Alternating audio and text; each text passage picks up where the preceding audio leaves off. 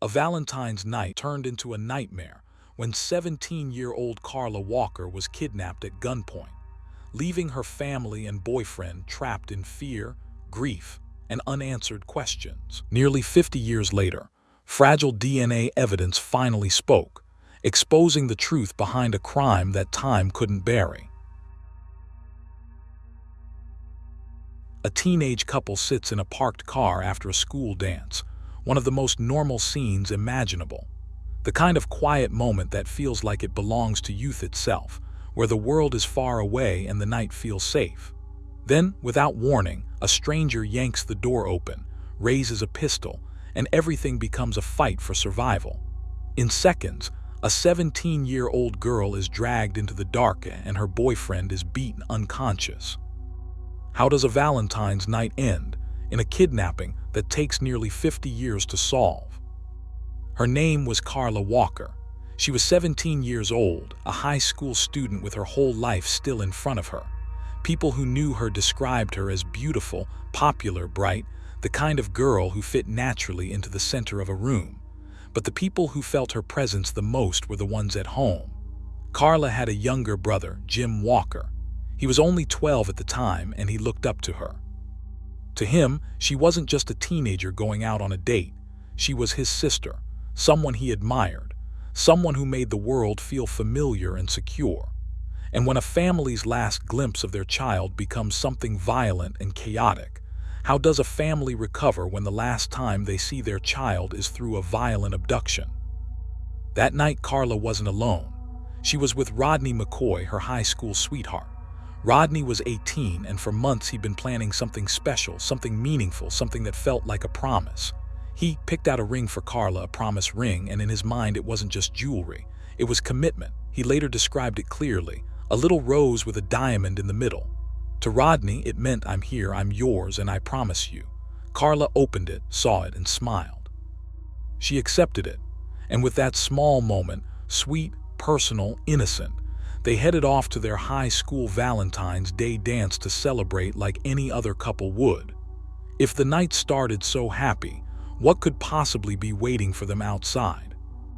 After the dance, Carla and Rodney left together and drove to the Brunswick Ridgely Bowl parking lot in Fort Worth. It wasn't unusual. It wasn't suspicious. It was just a place to park, a place where teenagers could steal a little time away from the noise of the world. Inside the car, they sat close, kissing and doing what teenagers do, as Rodney later put it. The mood was private, warm, normal, until it was. Because the interruption didn't come slowly. It didn't come with footsteps approaching or a voice calling out. It came instantly, violently, like a trap snapping shut. Rodney described it in a way that makes it feel almost unreal. The door opened and their heads kind of fell out of the car. And then he looked up. Standing there was a dark silhouette, someone he couldn't properly identify, holding a pistol. No warning, no explanation, just a gun in the doorway and a figure taking control of the moment. Was this random, or was someone watching them? The attacker didn't hesitate. He pointed the gun and struck Rodney in the face with the butt of the pistol. The blow was brutal, and then another. Rodney was being beaten in his own car, trapped in the seat, trying to react fast enough to survive. But he couldn't get a good look at the man's face. In that chaos, darkness, shock, pain, Rodney later said he never truly saw who it was, just the weapon, just the shape of a man, just the sudden certainty that this was real. Carla pleaded. She begged the attacker to stop hitting Rodney. In those seconds, she wasn't thinking about herself. She was trying to keep Rodney alive. And then something even more terrifying happened. The attacker put the pistol inches from Rodney's face, close enough to feel like the end was already decided, and began pulling the trigger. Rodney said the gun jammed. A mechanical failure. A fraction of luck inside a moment that had no mercy. If that gun hadn't jammed, would Rodney have survived at all? As Rodney started to lose consciousness, the attacker began clearing the pistol, working to make it fire again. It was the kind of detail that tells you everything about intent. This wasn't just intimidation. This wasn't just a threat. This was an attempt to kill. And that's when Carla made a choice that would define the last moments Rodney ever saw her. As the attacker focused on the weapon, Carla offered herself. She said she would go with him if he stopped hurting Rodney. Detective Lee Wagner would later describe it plainly. Carla sacrificed herself to prevent Rodney from being shot. Carla was trying to save the boy she loved, even if it meant stepping into the unknown alone. Rodney heard her voice, heard her fear, heard her urgency. Carla's last words to him were simple, desperate, and unforgettable. "Rodney, go get my dad." And then the assailant dragged Carla out of the car. It happened fast. One moment she was there beside him. The next, she was being pulled away into the darkness. Rodney was slipping in and out, battered and disoriented, unable to stop it. The attacker disappeared with Carla into the night, leaving Rodney behind in the parking lot, injured and helpless. What was Carla thinking in those seconds? Did she believe she'd come back? When police later arrived and processed the scene, they found pieces of what had been left behind. Carla's purse was there. And there was something else, an item that would sit like a quiet clue in the wreckage of that night, a magazine for a .22 Ruger pistol. In the panic of the abduction, it had been left behind at the scene. Did the killer drop that magazine by accident, or did he leave it behind without even realizing it mattered? Rodney didn't stay there. Somehow, despite the blood, despite the trauma, despite the fact that he'd been beaten until he was nearly unconscious, he got back to the only place that made sense, the Walker home. Back at the house, Carla's little brother Jim was asleep on the couch in the living room. He was 12 years old, unaware that his life was about to split into a before and an after. Then he heard it, screeching tires, a car hitting a curb. The sound was sharp enough to wake him, sudden enough to feel wrong.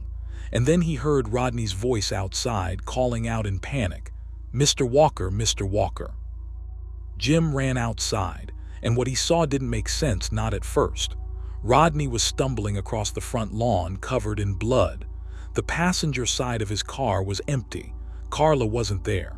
She wasn't walking behind him. She wasn't in the seat. She was nowhere. The family rushed out, and Rodney, frantic, out of breath, trying to force the words out, told them what had happened. Carla was gone, taken. And the sentence that landed like a nightmare in the Walker family's front yard was the one Rodney spoke out loud. She was stolen. How do you even process a sentence like that? Your sister was just stolen. Carla Walker and Rodney McCoy's Valentine's night had turned into a nightmare in the Brunswick Ridgely Bowl parking lot. A gunman beat Rodney unconscious and kidnapped Carla, leaving behind a crucial clue, a .22 Ruger magazine. And as Rodney stood bleeding in the Walker family's yard, Carla vanished into the dark, alive in that moment, but completely out of reach. The next morning, the Walker home is no longer just a family house. It becomes the center of a growing emergency. Police arrive. FBI agents arrive. Sheriff's staff arrive. The search effort is set up fast, with the kind of urgency that only happens when everyone understands the stakes. A teenager has been taken at gunpoint, and the clock starts ticking the second she disappears. Outside, the community mobilizes. People want to help. They want to believe Carla can still be found alive. But panic spreads just as quickly as hope does. Because in cases like this, there's always the same brutal truth hanging in the air. When a teenager disappears like this, how long do you really have before hope runs out? Rodney McCoy is the only known witness. He's the last person who was with Carla, and almost immediately that makes him the focus of suspicion. In the eyes of the town, he's not just the boyfriend anymore. He's the most convenient explanation. Classmates whisper, neighbors talk. People around Fort Worth become convinced Rodney is involved in Carla's disappearance. Jim Walker remembers it clearly, Rodney being questioned again and again by law enforcement. Not just once, not casually, repeatedly. The pressure doesn't stay in the interrogation room either. It follows him in public, follows him into the community, follows him into the way people look at him. And yet, the Walkers don't abandon him. Even with all that suspicion pressing in from the outside, the Walker family stands by Rodney. After he comes back from the hospital, Rodney stays at their house. He stays upstairs. He sleeps in Carla's bed. Jim later describes it as proof of how deeply they cared for him, how much they loved him, and how much he loved them. It's an act of trust that feels almost unbelievable in the middle of a tragedy. Because if the whole town thinks Rodney did it, why did Carla's own family protect him? The search continues, but day after day, there's no sign of Carla. No breakthrough, no location, no answers. And after 3 days of unsuccessful searching, investigators reach for something that often happens in desperate cases. They look back. One of the detectives remembers a case from the year before. A missing girl around Carla's age, Becky Martin, had been discovered inside a cattle culvert on the outskirts of Fort Worth. It's not a comforting memory. It's not a hopeful comparison. But it's a lead, and in a search like this, even a dark lead is still a lead. So the search team shift focus. They begin checking underground tunnels and culverts scattered across the countryside. Places most people don't think about. Places you wouldn't look unless you had to. The Walkers are part of the search effort too, pulled forward by fear and determination, following the same trails the investigators follow. And it raises a question that sits heavy in the mind. Why would detectives look at tunnels? What kind of person uses places like that to hide a body? On February 20th, 1974, the search reaches its end. Carla Walker's body is discovered in a culvert near Benbrook Lake. For the Walker family, the moment doesn't arrive gently. Jim remembers it through sound, through the scream of his mother, not just crying, not shock, a scream he describes as a death scream. The kind of sound that tells you something has been seen that can't be unseen, something that changes a family forever. In that instant, the kidnapping becomes something else entirely. This wasn't about ransom. This wasn't about control. This was murder. And the question that immediately follows is unavoidable. What did Carla endure between the parking lot and this culvert? The autopsy results make the horror undeniable. Carla had been kept alive for 2 days. She had been tortured, she had been raped, and she had been strangled to death. Those details don't just describe a crime. They describe suffering stretched over time. They describe a girl who didn't die quickly and a killer who didn't stop. If she was alive for 2 days, where was she held, and how did nobody find her in time? Fort Worth is shaken. Carla's murder doesn't stay private inside the Walker family. It spreads across the city like a wound. The whole town grieves the loss of a young girl whose life ended in the worst way imaginable. At Carla's funeral, over 1,000 members of the community gather to pay their respects. It should be a moment of unity. It should be a moment where the town holds the family up. But even here, the suspicion hasn't disappeared. Rodney attends with the Walkers, standing beside them, trying to exist inside a room full of grief while carrying his own trauma. But a heavy cloud still follows him. The judgmental looks are there. Classmates, parents, neighbors, people who can't stop wondering if he had something to do with it. Even in a place meant for mourning, he can feel the accusation. Still, Rodney gathers the courage to walk toward Carla's casket. He looks at her one last time, and then he notices something that hits him like a second loss. The promise ring he gave her, the ring he'd planned for months, the ring she accepted with a smile, is gone. It's a detail that might seem small from the outside, but to Rodney it's devastating. That ring was supposed to mean forever. It was supposed to represent a future, and now it's missing from the one place it should have been. Rodney collapses emotionally. This is the moment it feels final, not just because Carla is gone, but because something personal was taken from her too, something symbolic, something intimate. And it leads to another haunting question.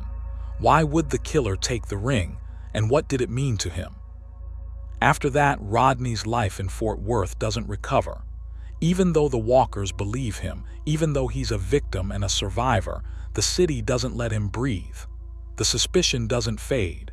It lingers, poisoning the way people see him, the way he sees himself. Right after graduation, Rodney leaves. He moves to Alaska to work on an oil rig, and he never returns to Fort Worth. For decades, he carries guilt and grief like weight that never gets lighter. He says Carla saved his life, and that sentence is loaded with pain, because survival isn't always a gift when it comes with the memory of someone else being taken in your place. So what does it do to a survivor when the entire city treats him like the villain? Back in 1974, investigators do what they can with what they have. They focus on the evidence from the crime scene, including the magazine for a .22 Ruger pistol that was found where Carla was abducted. And that clue leads them to a specific strategy, looking at registered Ruger pistol owners. One name enters the file during that early investigation: Glen Samuel McCurley. McCurley becomes a person of interest because he owns a .22 Ruger pistol. When questioned, he claims the gun was stolen. He takes a polygraph test and passes, and based on that, police rule him out at the time. The decision closes a door that won't open again for decades. And it raises a question that cuts straight through the history of true crime investigations. How many killers have walked free because a polygraph made investigators look the other way? For Jim Walker, the case doesn't become a memory. It becomes a permanent reality. He is 12 years old when Carla is murdered, and he doesn't process it like an adult would. He processes it like a child trapped inside a nightmare he can't escape. Grief becomes anger. Anger becomes obsession. Revenge becomes a goal that feels like the only way to survive what happened. Jim later admits he used to sleep in the culvert where Carla's body was found. He would go there, alone, hoping her killer would return to the scene. He wanted to take care of him right there. He wanted to understand what Carla experienced in her final moments, what she saw, what she smelled, how it felt. He wanted to stand in the same cold darkness and feel what she might have felt, because his mind couldn't stop trying to reach her through the only place he could. And when you hear that, you realize this case didn't just steal Carla's life. It stole Jim's childhood. What kind of trauma drives a child to sleep where his sister's body was left? The search for Carla Walker ends in horror when her body is found in a culvert near Benbrook Lake. The town mourns, but suspicion poisons Rodney's life, pushing him to leave forever. Meanwhile, Jim Walker's grief turns into a lifelong mission, one that won't end until the killer has a name. For 46 years, Carla Walker's case stayed open but unresolved. The kind of case that doesn't just fade into a filing cabinet but lingers like a shadow over everyone left behind. The evidence existed, the memories existed, the pain existed, but the truth, the name, the proof, the moment of accountability never came. Carla's parents died without knowing what really happened to their daughter. They lived through the worst kind of unanswered tragedy, carrying grief with no ending, no courtroom conclusion, no certainty. And by the time the calendar turned toward 2020, Jim Walker had become the only Walker left in Fort Worth. Decades passed. People moved on or tried to, but Jim didn't get that luxury. He describes a dark period in his life where everything felt like it was collapsing at once. His marriage was struggling. His father died with the feeling that he had let his beautiful daughter down by not getting justice for Carla. And when Jim's mother died, he believed she died of a broken heart. It wasn't just the loss of Carla anymore. It was the loss of time, the loss of family, the loss of chances. And when you've lived inside that kind of waiting, you can't help but ask, how do you keep going when time is stealing every chance for justice? For Jim, the need to find Carla's killer wasn't just a goal. It became a direction, something that shaped who he was. At one point, he tried to turn that drive into a real path. He applied to the police academy. He wanted to join law enforcement, to become the kind of person who could chase answers instead of begging for them. But then something went wrong. During one of his exams, his vision became blurry. Not temporarily, not like stress or exhaustion. It was different, persistent, frightening. And eventually, Jim was diagnosed with a rare genetic condition. He was going blind. The prognosis was irreversible, and it would likely only get worse. The future he imagined, tracking suspects, reading reports, becoming the investigator who could solve Carla's case, was ripped away from him too, when the one thing you want most is to hunt a killer. What happens when life takes away your ability to do it?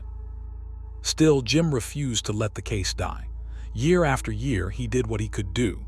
He called the Fort Worth Police Department again and again, asking them to reopen his sister's case. Not once, not twice, for years. Every call was a reminder that Carla still mattered. Every call was a test of whether anyone on the other end still cared enough to listen. At one point, Jim asked a cold case investigator how many unsolved murders they had. The answer was staggering: 971 unsolved murders, 971 families waiting, grieving, hopping, fatting. Jim's response was honest in a way that might sound harsh, but it was the truth of survival. He said his heart bled for all 971 families, but right then, he only cared about one case: Carla. He said whoever did this was dead, dying, or running out of daylight, and he wanted the truth. And that question hangs over every cold case unit in the country. How many cold cases stay buried simply because there are too many and not enough resources? On the other end of one of those calls was someone new, Detective Lee Wagner. And this time, Jim didn't just reach a department. He reached a person willing to carry the weight with him. Between 2019 and 2020, Detective Wagner becomes the cold case investigator who finally takes Carla Walker's case on with real momentum. When she reads what happened to Carla, it hits her as a mother, not as a professional behind a desk, but as a human being looking at a young girl's life ending in violence. She reacts emotionally because the details aren't abstract. They're personal. They're horrifying. Wagner goes through the case the hard way by digging into the past. She reviews every piece of evidence, every document, every report, every page in the boxes that had been sitting for decades. She learns there had been DNA work done before. There's mention of 2009 when investigators got DNA off Carla's dress. That means something important. The case wasn't empty. It wasn't hopeless. The tools just weren't there yet. And it raises the question that families ask for generations. If the evidence was always there, what was missing for all those years? The answer in part was DNA, preserved, fragile, waiting for the right moment.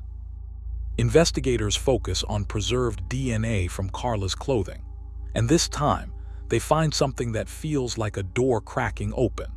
A single source, full male profile is obtained from Carla's bra. Detective Wagner believes it's strong enough to be entered into CODIS, the national database used to match DNA to known offenders. For the first time in decades, it feels like the case might have a path forward. But the hope comes with a problem so delicate it could ruin everything. The sample is tiny, 5 nanograms.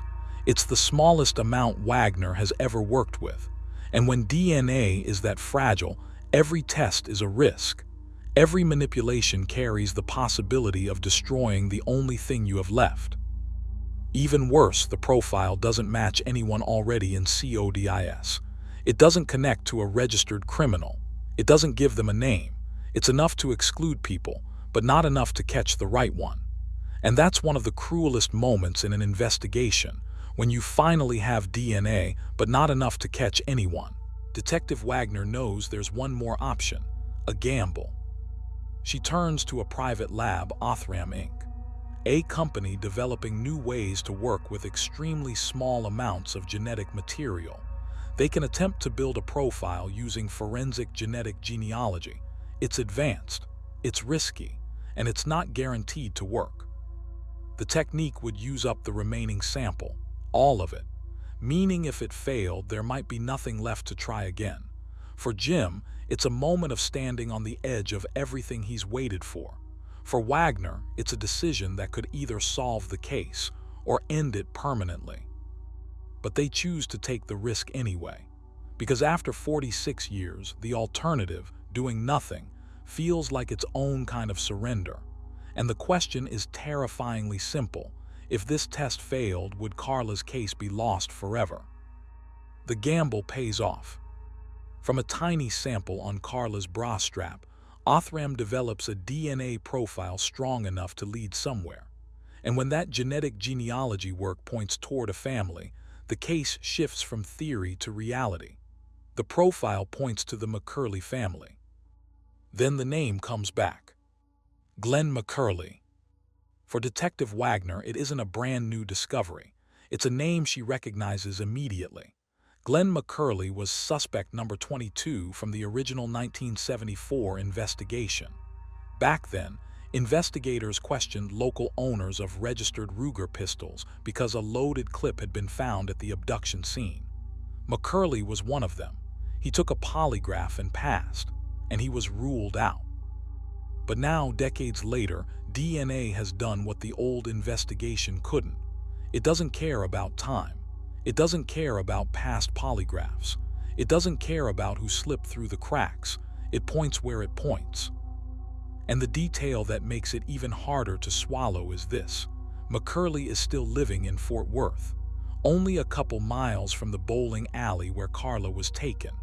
How does someone live that close to the crime scene for decades and never get caught? Detective Wagner doesn't waste time. Officers go to McCurley's residence and speak with the people there. At first, McCurley reacts jokingly, casual, almost like he's trying to brush it off with humor, like the question itself is ridiculous. But as Wagner presses and the conversation becomes more serious, his tone shifts.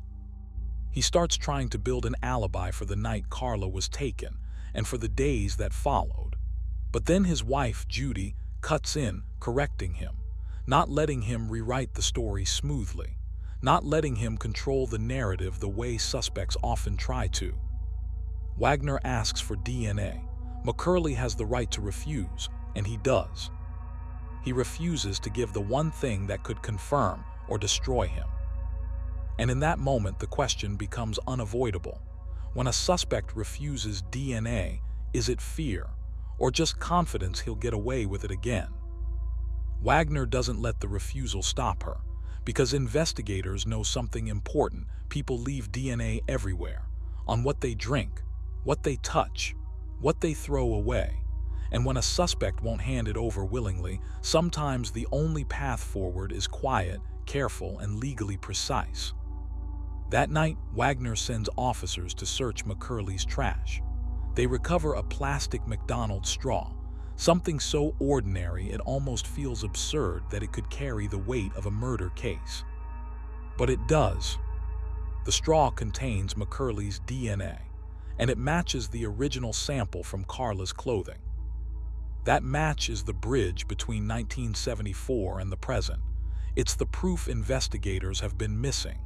With that, police obtain a warrant, and on September 21, 2020, Glen McCurley is arrested.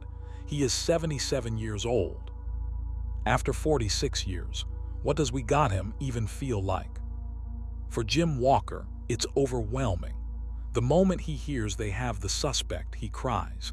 And then he does something that matters just as much as the arrest itself. He calls Rodney McCoy. Because Rodney didn't just survive that night. He survived what came after. Decades of suspicion. Decades of people looking at him like he was guilty. Decades of carrying trauma with no resolution. Jim tells Rodney the words that should have been spoken in 1974. "We got him." Rodney pauses, and then Rodney cries. It isn't just relief, it's release. It's the sound of a life finally being unchained from a lie. And it raises a question that doesn't have an easy answer.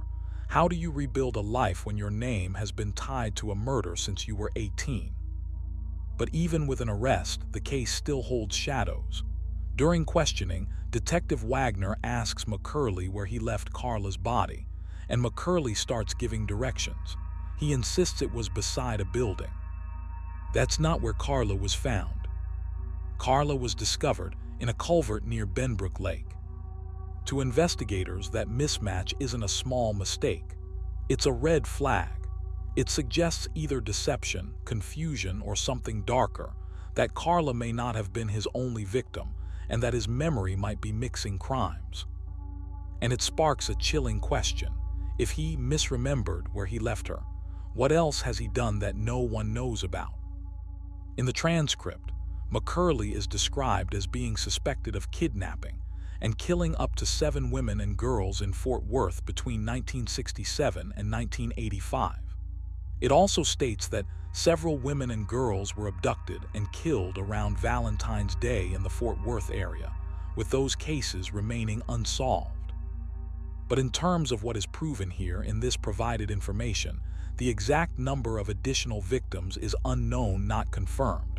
The suspicion exists, the pattern is feared, the unanswered cases remain, and the question becomes the one that haunts every potential serial case. Was Carla the first, or just the one he couldn't outrun forever? While the Walker family has spent decades in grief, another family is now being pulled into a nightmare they never asked for: the McCurleys. A few days before the trial, Glen McCurley's son, Rodney McCoy, tries desperately to get answers from his father. Not excuses, not denials, answers. He wants his father to confess if there were other crimes, to give other families peace. He believes that if anyone could soften his father's heart, it would be him, his own son. But Roddy says when he looked into his father's eyes, he saw nothing, completely closed off, no openness, no emotion, no willingness to lift the weight. And that kind of moment destroys more than one family at a time. Because what does it do to a family when the monster is your own father? On August 19, 2021, the murder trial begins in a Tarrant County courtroom, a trial nearly half a century in the making. The name Carla Walker is spoken again in a room built for judgment, and the past walks back in like it never left. Rodney McCoy returns to Fort Worth to testify. It's not just a legal step, it's personal. He is stepping back into the city where he was once treated like a suspect, where his life was reshaped by a night of violence and the years of suspicion that followed. Jim senses the heavy silence that follows Rodney's testimony, the kind of silence that comes when people are hearing something they can't undo, something they should have understood long ago. And Jim is aware of the McCurley family nearby, sitting with their own devastation. Even though Jim has lived with Carla's murder for 46 years, for them this is happening in real time. Their world is breaking in public. And it forces the question: after nearly half a century, can a courtroom finally hold all this pain? Jim does something unexpected, something that doesn't fit the revenge story people might assume. After one of the days in trial, he approaches Rodney McCurley. He introduces himself: "I'm Jim Walker," and then he offers Roddy something that feels almost impossible in this context: a hug. Jim tells him the words Roddy may have needed to hear more than anything: "You're not responsible for the sins of your father. You do not own this. This is not your responsibility." Roddy later describes meeting Jim as a special moment. He says Jim was comforting him, someone victimized by his father, offering him compassion instead of hatred. Jim says Roddy is a victim too. And the question becomes even more powerful because it cuts against instinct. How does a brother of a murdered girl find forgiveness when the killer never gave mercy? Then comes the turning point. Before a third day of testimony can even begin, Glen McCurley stops the trial. Something shifts. He quietly says a few words to his attorney. The attorney goes straight to the judge, and the court is adjourned abruptly. McCurley changes his plea to guilty. He confesses to the murder. After nearly half a century of silence, time and evidence finally catch up with him in a matter of moments. Judge Elizabeth Beach sentences him to life in prison without the possibility of parole. Families in the courtroom finally let emotion break through.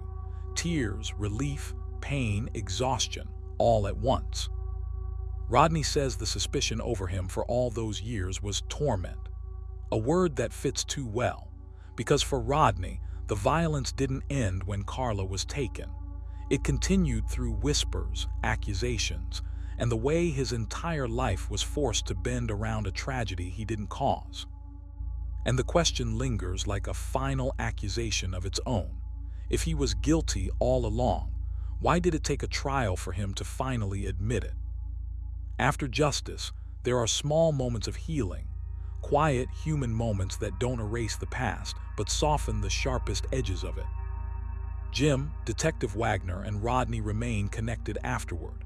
Jim and Wagner returned something Rodney lost 46 years ago, but the exact item is unknown, not confirmed in the provided text. Rodney says what they did gave him something, little piece of my heart. And Jim stays friends with Rodney McCurley, helping him find peace and acceptance, the same way Jim has fought for his own. Because even after a guilty plea, the damage doesn't vanish. It lives in memories. It lives in families. It lives in the fact that Carla is still gone. So can justice ever feel complete when the past still follows everyone home? Glen McCurley remains in prison. And then on July 15, 2023, he dies of natural causes. He is 80 years old. For some, that's the final line. The killer died behind bars. The case is closed. But for others, it's complicated. Because death doesn't answer every question. It doesn't return what was stolen. It doesn't explain why. And it leaves one final question hanging in the air. Does a killer dying behind bars feel like closure, or just the end of a long wait? Carla Walker's case doesn't end only with a conviction. It becomes part of something bigger. As of early 2026, the Carla Walker Act is moving through the U.S. Senate.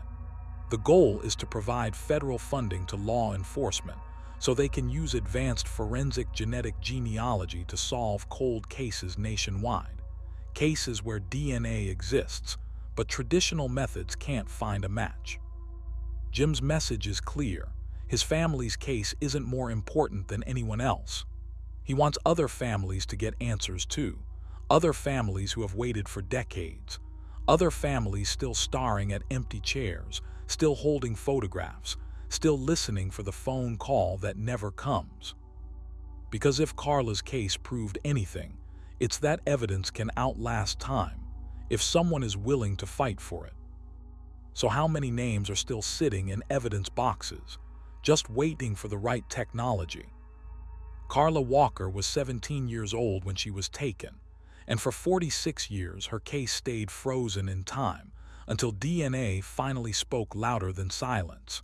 Her story became proof that cold cases aren't always dead.